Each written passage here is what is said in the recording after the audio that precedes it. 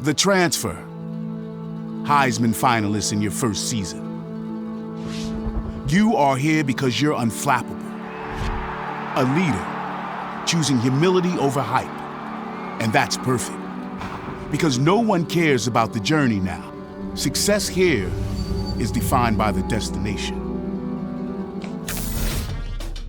All right, a look now as Glendale, Arizona is starting to wake up on the morning of the PlayStation Fiesta Bowl, the nightcap portion of the college football playoff semifinals. Now, Ohio State and Clemson have a history. You go back to 1978 in the Gator Bowl, perhaps best remembered for Buckeyes head coach Woody Hayes punching Tigers nose guard Charlie Bowman. Clemson rallied to defeat Ohio State in the 2014 Orange Bowl. That was a game the Tigers had lost by 37 points just 2 years prior.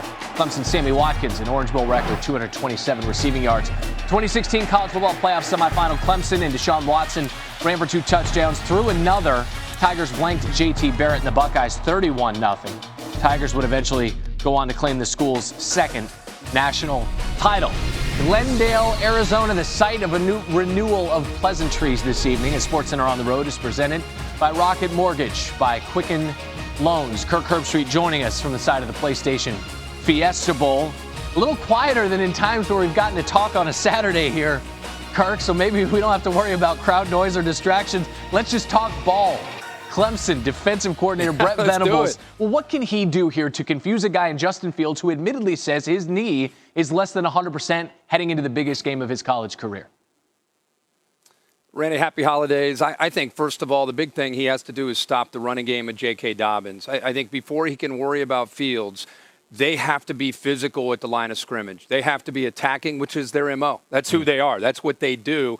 If they can be successful stopping J.K. Dobbins and also Justin Fields from running the football, that's when Clemson can dial up a lot of creativity, especially on 3rd and 6, 3rd and 8, where they can try to confuse Justin Fields and try to get him to hold on and lock on to one receiver and see if their pressure and the blitz can get to him. I think the most effective way they can get to him and affect him is by disguising and affecting the offensive line, not so much Justin Fields, but the offensive line, where they'll show blitz from the left. The offensive line pre-snap thinks it's coming from here, and then at the snap of the ball, they drop over here, and they bring a corner blitz and a linebacker from over here, and it really can affect the continuity up front as far as trying to protect the quarterback. That, to me, is the biggest issue for the Ohio State offense, and that's something they're going to have to be able to deal with. If we shift our focus here to the other Buckeye Heisman Trophy finalist in Chase Young, the only team on the regular season, you go back to November 29th, that had any success in somewhat neutralizing him was Michigan. So what, if anything, can Clemson take from the Wolverines' game plan, try to put into place tonight? Yeah, and I think even Wisconsin in the Big Ten Championship, especially in the first half, did a good job of neutralizing him. When I studied the film, what I saw is a couple things that they did. First of all, both teams had quick throws. Ball was out of the shotgun fast. I mean, Chase Young didn't have a chance to even get into the backfield. That was one thing. Also, they would use a back to chip. They would also use a guard to kick out, to try to help out. So there were a number of things that they did, I think, to affect him and his ability to take a game over. Now, I think Clemson's a confident team. I think they look at Chase Young on film. They respect him. They know that he's a great player. But I also think that they think, hey, listen, we played against Alabama in the past. We've played great Florida State defenses in the past. We're used to seeing great pass rushers. We always have a plan for that. But I would not be surprised if Clemson just goes in and they're Clemson, and which is an attacking style approach.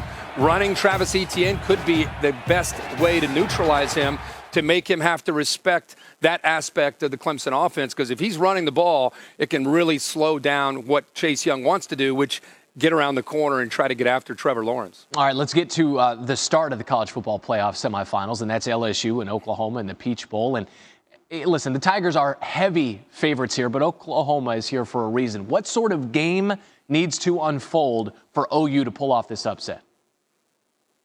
Jalen Hurts has to take the game over, has to have one of those moments in his storybook career that he's had where just people are just like, here's the next chapter. Here we go. Yeah. Because he's not just running. Because if I'm LSU and I watch Oklahoma on film, you're seeing him run like a fullback, you know. And so if Dave Aranda, the LSU defensive coordinator, his plan is going to be, let's load up to stop this running quarterback. And I think Lincoln Riley is one of the brightest minds out there. He knows that going in, and that's the guy to me. CeeDee Lamb has to have a big game. He's going to get one-on-one opportunities because OU is going to have their safeties up.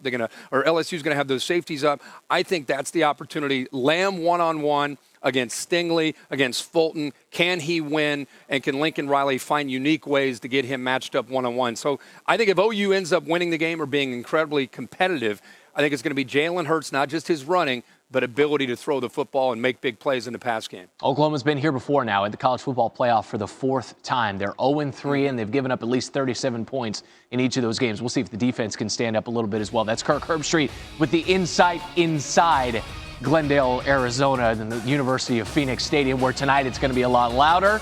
It's going to be a lot more packed. It's going to be a lot busier as the champions of the ACC take on the champions of the Big Ten, Clemson and Ohio State, respectively, with a trip to the college football playoff national championship game on the line. It starts at 4 p.m. Eastern in the Peach Bowl, 8 p.m. Eastern out west in